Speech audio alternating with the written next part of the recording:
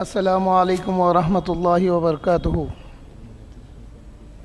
والصلاة والسلام علی رسول اللہ صلی اللہ علیہ وسلم وعلی آلہ واصحابہ ومن تبعہم بإحسان الی یوم الدین فاعوذ باللہ من الشیطان الرجیم بسم اللہ الرحمن الرحیم والذی جاء بالصدق وصدق به اولئک هم المتقون صدق اللہ العظیم۔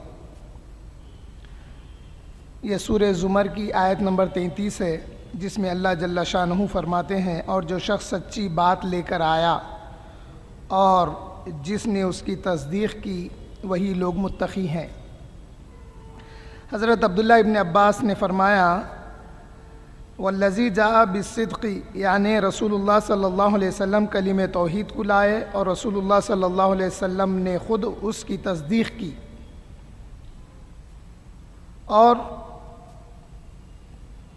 حضرت سدی فرماتے ہیں والذی جاء بالصدق سے مراد جبرائیل علیہ السلام ہیں، وہ قرآن لائے اور اس قرآن کے لانے کو حضرت محمد صلی اللہ علیہ وسلم نے تصدیق کی ہے۔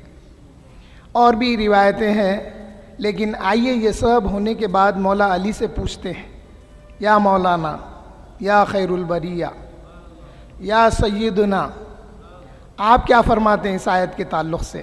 تو حضرت مولا علی کرم اللہ وجہہ کا فرمان ہے کہ والذی جاء بالصدق سے مراد محمد صلی اللہ علیہ وسلم ہے، اور وصدق به سے مراد حضرت ابوبکر صدیق رضی اللہ تعالیٰ عنہ ہے۔ یعنی حضور صلی اللہ علیہ وسلم کی ذات مبارکہ کی تصدیق کرنے والے حضرت ابوبکر ہیں، یہ مولا علی کا فرمان ہے۔ حاضرین محترم، چونکہ ہمارے جلسے شروع ہونے والے ہیں جماعت کے، آفتاب خطابت کی صدارت میں وہ جلسے ہوں گے، افضلیت حضرت سیدنا ابوبکر صدیق رضی اللہ تعالیٰ عنہ کے عنوان سے 8 روزہ جلسے ہونے والے ہیں، اس میں آپ حضرات ضرور شرکت کیجئے۔ اور پچھلے کچھ سال سے جو ایک عوام میں بدعقیدگی پھیلائی جا رہی ہے، اس کا ازالہ کرنے کے لیے اور افضلیت حضرت سیدنا ابوبکر صدیق رضی اللہ تعالیٰ عنہ کو سمجھنے کے لیے ان جلسوں کو اٹینڈ کیجئے۔ آپ بھی شریک ہوئیے، اپنے دوست احباب کو بھی لائیے، اور جو پیغام آپ سنیں گے وہ دوسروں تک پہنچائیے۔ آئیے میں کچھ احادیث شریفہ پڑھنے کی سعادت حاصل کروں گا اور اقوال حضرت علی کرم اللہ وجہہ سنانے کی سعادت حاصل کروں گا، جس میں حضرت ابوبکر صدیق رضی اللہ تعالیٰ عنہ کی فضیلت معلوم ہوتی ہے۔ امام ترمذی اور امام حاکم نے حضرت حذیفہ سے روایت کیا ہے کہ رسول اللہ صلی اللہ علیہ وسلم نے فرمایا، میرے بعد ابو بکر و عمر کی اقتداء کرنا۔ بات واضح ہے۔ اور حضرت امام بغوی نے روایت کیا ہے کہ رسول اللہ صلی اللہ علیہ وسلم نے فرمایا، میرے بعد 12 خلیفہ ہوں گے، ابو بکر میرے بعد بہت کم دنیا میں رہیں گے۔ حضور صلی اللہ علیہ وسلم یہاں تک بتا دیے، اور آگے آئے گا۔ حضرت ابوبکر نے عرض کیا، یا رسول اللہ، میں نے خواب دیکھا ہے، میں گندگی پر سے گزر رہا ہوں۔ حضور نے فرمایا، تمہیں خلافت ملے گی۔ اور آپ نے عرض کیا، یا رسول اللہ، میں نے خواب میں یہ بھی دیکھا ہے کہ میرے سینے میں 2 دھبے ہیں۔ تو حضور نے فرمایا کہ تمہاری دور خلافت 2 سال رہے گی۔ یہ بہت ساری چیزیں حضرت ابوبکر رضی اللہ تعالیٰ عنہ کے لیے ثابت ہے۔ حضور صلی اللہ علیہ وسلم نے اپنے قرب وفات میں خطبہ فرمایا۔ آپ دنیا سے تشریف لے جانے سے پہلے خطبہ فرمایا اور کہا تھا کہ ایک بندے کو خدا نے اختیار دیا ہے،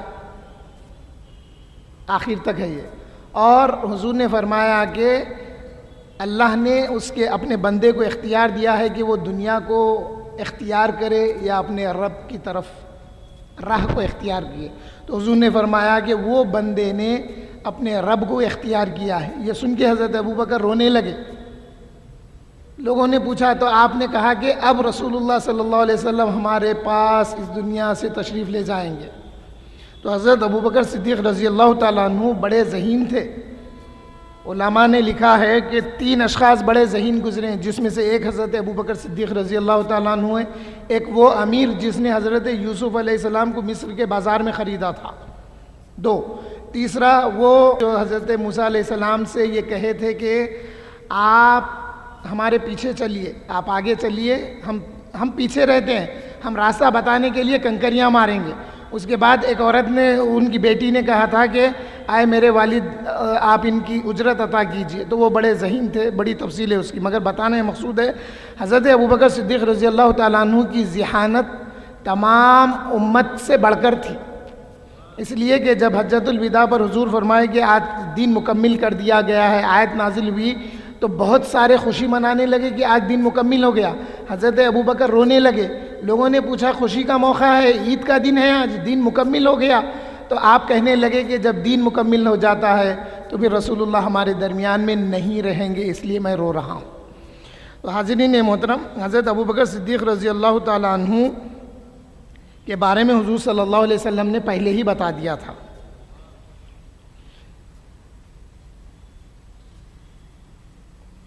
حضور صلی اللہ علیہ وسلم کی حضرت عبداللہ ابن عباس روایت کرتے ہیں کہ رسول اللہ صلی اللہ علیہ وسلم کی خدمت اقدس میں ایک عورت حاضر ہوئی جو آپ سے کچھ پوچھنا چاہتی تھی۔ آپ نے اس کو فرمایا کہ پھر آنا۔ اس نے کہا اگر میں آؤں اور آپ کو نہ پاؤں، اگر میں آؤں اور آپ کو نہ پاؤں اور حضور کا وصال ہو جائے۔ وہ عورت پوچھنے لگی اگر میں آئی آپ کو نہیں پائی اور آپ کا وصال ہو گیا تو پھر میں کیا کروں؟ آپ نے فرمایا اگر تو آئے اور میں نہ ہوں تو ابو بکر کے پاس آنا، کیونکہ وہ میرے بعد خلیفہ ہیں۔ حضرت عائشہ صدیقہ رضی اللہ تعالیٰ عنہ فرماتی ہیں کہ مجھ سے رسول اللہ صلی اللہ علیہ وسلم نے اپنے مرض الموت میں ارشاد فرمایا کہ آئے عائشہ اپنے والد اور بھائی کو میرے پاس بلا لاؤ تاکہ میں انہیں ایک دستاویز لکھ دوں، کیونکہ مجھے خوف ہے کہ میرے بعد کوئی متمنی خلافت کھڑا ہو جائے اور کہنے لگے کہ خلافت کے لیے میں بہتر ہوں، مگر اللہ تعالیٰ اور مومنین نہیں مانیں گے، مگر ابو بکر ہی کو خلیفہ جانیں گے۔ حضور صلی اللہ علیہ وسلم نے اپنے وصال سے آخری وقت میں حضرت عائشہ فرماتی ہیں کہ مجھ سے فرمایا کہ اپنے بھائی عبد الرحمن ابن ابی بکر کو بلاؤ تاکہ میں ابو بکر کے لیے ایک دستاویز لکھ دوں تاکہ میرے بعد لوگوں میں اختلاف اس بارے میں نہ پڑ جائے۔ پھر خود ہی فرمایا کہ خیر چھوڑ دو۔ دیکھیے یہاں پہ شیعہ اور رافضی حضرات حضرت خلفائے راشدین اور ام المومنین پر طنز کرتے ہیں۔ حضور نے فرمایا، کیا فرمایا؟ حضور نے فرمایا خیر چھوڑ دو، خدا نہ کرے کہ مسلمانوں میں ابو بکر کے لیے اختلاف پڑ جائے۔ یعنی حضور کو یقین تھا کہ حضرت ابو بکر کے لیے کوئی اختلاف نہیں کریں گے، اس لیے حضور نے فرمایا چھوڑ دو۔ حضرت عائشہ صدیقہ رضی اللہ تعالیٰ عنہ سے مروی ہے کہ کسی نے حضرت عائشہ صدیقہ رضی اللہ تعالیٰ عنہ سے سوال کیا کہ اگر نبی صلی اللہ علیہ وسلم خلیفہ کرتے تو کس کو کرتے؟ آپ نے فرمایا کہ ابو بکر صدیق کو۔ وہ سوال کرنے والے نے سوال کیا کہ ان کے بعد؟ آپ نے فرمایا حضرت عمر کو رضی اللہ عنہ۔ یہ تفصیل والی حدیث ہے۔ حضرت ابو موسیٰ اشعری روایت کرتے ہیں کہ جب رسول اللہ صلی اللہ علیہ وسلم کو شدت مرض ہوئی تو آپ نے فرمایا لوگو ابو بکر کے پاس جاؤ اور کہو کہ وہ تمہیں نماز پڑھائیں۔ حضرت عائشہ صدیقہ رضی اللہ تعالیٰ عنہ نے عرض کیا کہ یا رسول اللہ صلی اللہ علیہ وسلم، حضرت ابو بکر بہت زیادہ نرم دل آدمی ہیں، جس وقت وہ مصلی پر آپ کی جگہ کھڑے ہوں گے تو نماز نہیں پڑھا سکیں گے۔ آپ نے فرمایا اے عائشہ تم انہی سے کہو کہ نماز پڑھائیں۔ حضرت عائشہ صدیقہ رضی اللہ تعالیٰ عنہ فرماتی ہیں پھر میں نے یہی کہا، حضور نے فرمایا کہ عائشہ تم ابو بکر سے کہو کہ نماز پڑھائیں۔ اس کے بعد میں فرمایا تم عورتیں تو حضرت یوسف علیہ السلام کے زمانے کی سی عورتیں ہیں۔ اس کی ایک تفصیل ہے، اس میں وقت زیادہ لگے گا، لیکن حضور صلی اللہ علیہ وسلم بار بار اصرار کر رہے تھے ام المومنین سے کہ جاؤ اپنے والد حضرت ابو بکر سے کہو کہ نماز پڑھائیں۔ یہ حدیث متواتر ہے۔ متواتر حدیث جو تواتر سے ہوتی ہے، کئی صحابہ سے جو حدیث روایت ہوتی ہے اس کو متواتر بولتے ہیں۔ تو حاضرین محترم، اس حدیث کو حضرت عائشہ صدیقہ رضی اللہ عنہا، ابن مسعود، ابن عباس، ابن عمر، ابن عبداللہ ابن زمعہ، علی ابن ابی طالب رضی اللہ عنہ، حضرت حفصہ رضی اللہ عنہم علیہم اجمعین نے علیحدہ روایت کیا ہے۔ حضور صلی اللہ علیہ وسلم حضرت عائشہ صدیقہ رضی اللہ تعالیٰ عنہ اس طرح بیان کرتی ہیں کہ میں نے اس بارے میں رسول اللہ صلی اللہ علیہ وسلم سے اس لیے اصرار کیا، یعنی میں بار بار رسول اللہ صلی اللہ علیہ وسلم کو اصرار اس لیے کیا کہ میرا دل گواہی دے رہا تھا کہ رسول اللہ کے جانشین سے لوگ محبت نہیں کریں گے۔ کیوں نہیں کریں گے؟ اس کی وجہ بتا رہے ہیں۔ کیونکہ میں یہ سمجھ رہی تھی کہ جو شخص آپ کے قائم مقام ہوگا اس کو لوگ یعنی نبی کی موجودگی میں نبی کا قائم مقام کو اچھا نہیں سمجھیں گے، منحوس سمجھیں گے بلکہ ہے، یعنی نبی موجود ہیں، ابھی نبی موجود ہیں، ان کی جگہ اگر کوئی کھڑا ہو جائے تو پھر لوگ اچھا نہیں سمجھیں گے۔ حضرت عائشہ صدیقہ رضی اللہ تعالیٰ عنہ فرماتے ہیں۔ اس کی ایک اور تعویل یہ آئی کہ یعنی ابو بکر صدیق رضی اللہ تعالیٰ عنہ خلافت سے انکار کرنے کی وجہ سے لوگ اچھا نہیں سمجھیں گے، یعنی حضرت ابو بکر کو جب خلافت کے بارے میں کہا جائے گا آپ خلیفہ بنیے یا حضور نے حکم دیا ہے تو لوگوں کو مایوسی ہوگی کہ حضرت ابو بکر انکار کریں گے، تو یعنی حضرت ابو بکر انکار کریں گے خلافت کا تو پھر حضور کے فرمان کا انکار ہوگا۔ اس لیے حضرت عائشہ صدیقہ رضی اللہ تعالیٰ عنہ بار بار حضور کے فرمانے پر اصرار کر رہی تھی بلکہ، اور پھر اس کے آگے خود کیا فرماتی ہیں، لہٰذا میں چاہتی تھی کہ رسول اللہ صلی اللہ علیہ وسلم بجائے حضرت ابو بکر کے کسی اور کو کہہ دے نماز پڑھانے کے لیے۔ تو حاضرین محترم، ابن زماں کہتے ہیں کہ جس وقت لوگوں کو رسول اللہ صلی اللہ علیہ وسلم نے نماز کے لیے حکم فرمایا تو حضرت ابو بکر چونکہ وہ موجود نہیں تھے، جب حضور نے حکم دیا کہ میری جگہ نماز پڑھاؤ، تو حاضرین محترم یہ بات کو ذہن میں رکھیے کہ حضور صلی اللہ علیہ وسلم کا مرض یعنی نقاہت، کمزوری جب آپ کی زیادہ بڑھ گئی تھی تو آپ جماعت کرانے کے لیے تشریف نہیں لاتے تھے، تو آپ حکم دیے کہ مرو ابا بکرن، ابو بکر کو میرا حکم پہنچاؤ کہ وہ لوگوں کے لیے نماز پڑھائے۔ تو اب جب حضور نے حکم دیا تو جب حضرت ابو بکر موجود نہیں تھے، حضرت حضور صلی اللہ علیہ وسلم کا حکم تو مسجد نبوی میں آ گیا، صحابہ منتظر تھے کہ نماز کھڑی کی جائے، اقامت پڑھی جائے اور نماز کھڑی کی جائے، حکم آ گیا کہ ابو بکر سے کہو کہ نماز پڑھائیں۔ اب حضرت ابو بکر صدیق رضی اللہ تعالیٰ عنہ موجود نہیں تھے، تو نماز کی اہمیت کی خاطر میں بتا رہا ہوں، نماز کی اہمیت کی خاطر حضرت عمر رضی اللہ تعالیٰ عنہ آگے بڑھ کر نماز پڑھائے۔ تو جب حضور صلی اللہ علیہ وسلم نے حضرت عمر رضی اللہ تعالیٰ عنہ کی آواز سنی، اب اس میں بھی یہی آیا، اس لیے حضرت عمر فاروق آگے بڑھے، مگر حضور صلی اللہ علیہ وسلم نے فرمایا نہیں نہیں نہیں، یعنی حضور صلی اللہ علیہ وسلم نے 3 بار فرمایا کہ نہیں نہیں نہیں، یعنی ایسا مت، میری جو سمجھ میں آیا، نہیں کہ کئی الفاظ کے معنی آتے ہیں، میری جو سمجھ میں آیا کہ نہیں ایسا مت کرو، میں نے ابو بکر کو حکم دیا ہے، ابو بکر ہی نماز پڑھائے۔ پھر ابو بکر، حضور نے فرمایا نہیں نہیں نہیں 3 بار، ابو بکر نماز پڑھائیں گے، حضور نے فرمایا کہ ابو بکر نماز پڑھائیں گے۔ تو حضور صلی اللہ علیہ وسلم کے فرمان کے مطابق حضرت ابو بکر رضی اللہ عنہ حضور کے مصلی پر نماز پڑھانے کے لیے مامور ہو گئے تھے۔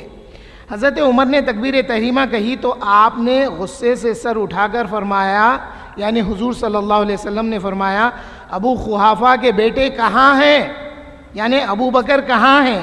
اس حدیث کے متعلق علماء کا قول ہے کہ یہ حدیث اس بات کی واضح دلیل ہے کہ ابو بکر صدیق رضی اللہ تعالیٰ عنہ تمام صحابہ میں علی الاطلاق افضل ہیں اور خلافت کے لیے سب سے زیادہ حقدار ہیں اور امامت میں سب سے بہتر ہیں۔ آئیے اب مولا علی سے سنتے ہیں۔ اب یہ جو لوگ ہیں نا بہت بولتے، اب ایک پوچھنے والا پوچھ رہا، بول رہا، تمام محدثین کا اتفاق ہے، بول رہا کہے پہ مولا علی کی امامت پہ۔ تو یہاں پہ بات سمجھنے کی یہ ہے کہ امامت میں، مولا علی کی امامت میں اختلاف نہیں ہے، کسی نے بھی اختلاف کیا آپ سنیں، مولا علی کو امام ولایت نہیں مانتے بول کے کسی سے سنی بولتا اس نہیں۔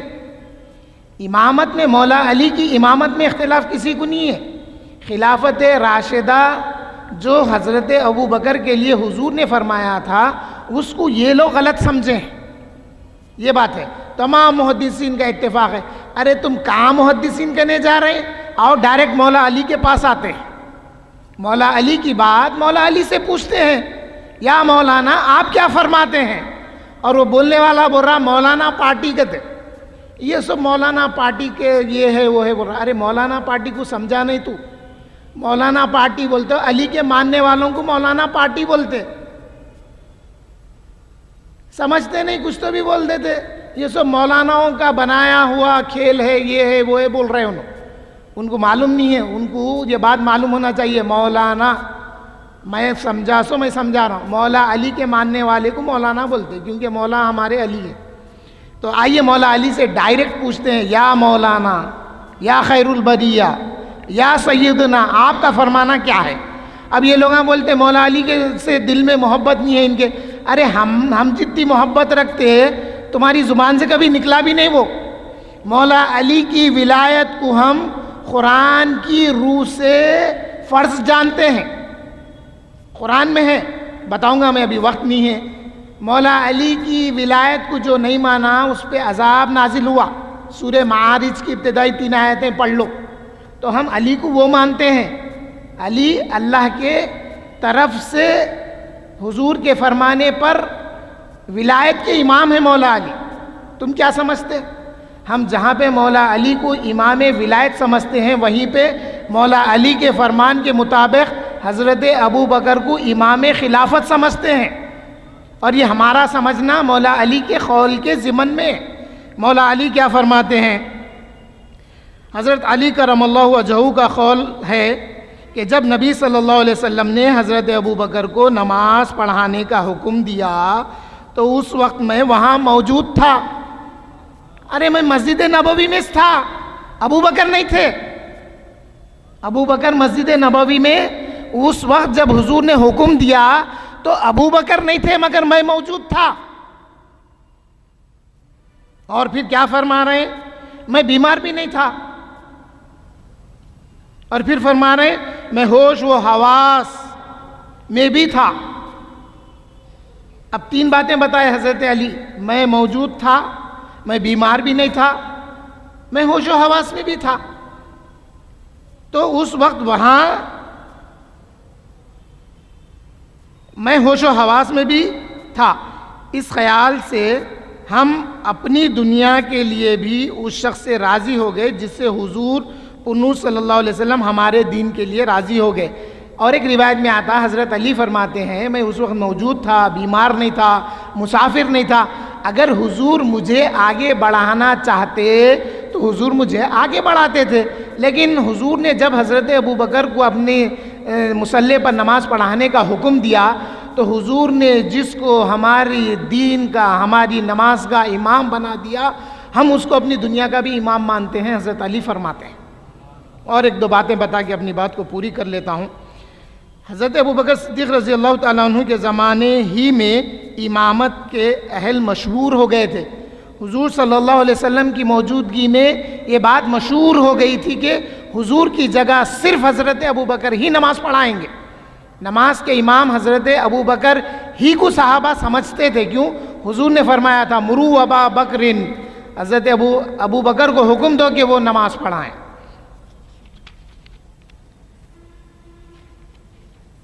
اب حضرت سہل بن سعد سے روایت ہے کہ ایک دفعہ قبیلے بنی عمرو بن عوف میں کچھ قضیہ یعنی جھگڑا ہو گیا، مار پیٹ ہو گئی، اور یہ خبر حضور صلی اللہ علیہ وسلم کو بھی پہنچی۔ آپ ظہر کے بعد مصالحت کرانے کی غرض سے ان کے پاس تشریف لے گئے اور فرمایا اے بلال، اگر نماز کا وقت آ جائے اور میں نہ آ سکوں تو ابو بکر سے کہنا کہ وہ نماز پڑھائیں۔ جب عصر کی نماز کا وقت آیا تو حضرت بلال نے کھڑے ہو کر تکبیر کہی اور حضرت ابو بکر نے ان کے کہنے سے نماز پڑھائی۔ بات واضح ہو گئی۔ حاضرین محترم، حضرت علی کرم اللہ وجہہ کے خلیفہ ان کا کیا کہنا ہے سنیے۔ انہوں محدثین تک جا رہے ہیں، محدثین کا دور بات کا دور ہے، آئیے محدثین سے اوپر سنتے ہیں۔ حضرت امام حسن بصری رضی اللہ عنہ کی خدمت میں چند باتیں دریافت کرنے کی غرض سے حضرت عمر بن عبدالعزیز نے ایک وفد بھیجا۔ میں نے ان سے عرض کیا کہ لوگوں میں حضرت ابوبکر کی خلافت کے متعلق اختلاف ہو گیا ہے، آپ مجھے اس کا شافی جواب دیجئے کہ آیا رسول اللہ صلی اللہ علیہ وسلم نے انہیں خلیفہ بنایا تھا؟ تو حضرت حسن بصری رضی اللہ عنہ غصے میں بیٹھ گئے۔ میری یہ سمجھ میں آیا، جب بات چیت ہوتی تو نارمل بیٹھے ہوئے رہتے، جب ایسی بات ہو گئی تو آپ غصے سے اور اٹینشن ہو گئے، یعنی غصے میں بیٹھ گئے کا ترجمہ میں تھوڑا انگلش کا لفظ لے کے بتاتا ہوں کہ آپ اٹینشن ہو گئے۔ اس کے بعد میں کیا فرمایا؟ افسوس افسوس، کیا اس میں بھی شک ہے؟ اللہ کی قسم، خدا ہی نے ابو بکر کو خلیفہ بنایا تھا۔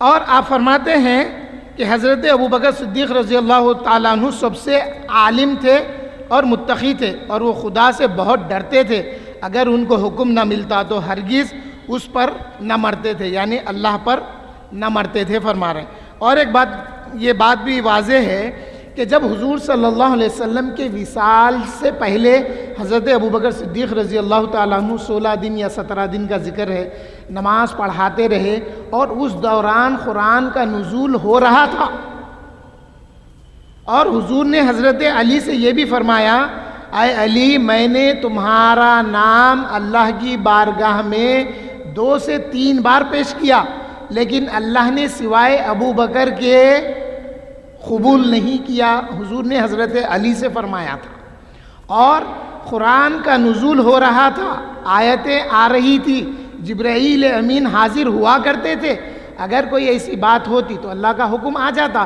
اس لیے حضرت حسن بصری فرما رہے ہیں کہ اللہ نے ان کو خلیفہ بنایا ہے۔ ارے افسوس ہے، ابو بکر کی خلافت میں شک کر رہے ہیں، افسوس ہے فرما رہے ہیں۔ یہ کون فرما رہے ہیں؟ مولا علی کے خلیفہ حضرت حسن بصری رضی اللہ عنہ۔ آخری بات، امام حسن بصری نے اس کی دلیل کیا دی؟ اس کی دلیل آپ نے اس آیت سے لی، یا ایھا الذین آمنوا من یرتد منکم عن دینہ فسوف یأتی اللہ بقوم یحبہم ویحبونہ۔ یعنی یہ آیت کا ترجمہ کیا ہے؟ یعنی اے لوگوں جو ایمان لائے ہو، جو شخص تم میں سے اپنے دین سے پھر جائے تو پرواہ نہیں، کیونکہ عنقریب اللہ جل شانہ ایک ایسی قوم کو لا دے گا کہ اللہ جل شانہ ان سے اور وہ اللہ سے محبت کریں گے۔ یعنی یہ حضرت ابوبکر کے لیے نازل ہوئی فرماتے ہیں۔ آپ آگے فرماتے ہیں، امام حسن بصری نے فرمایا، واللہ وہ ابوبکر اور ان کے اصحاب ہی تھے۔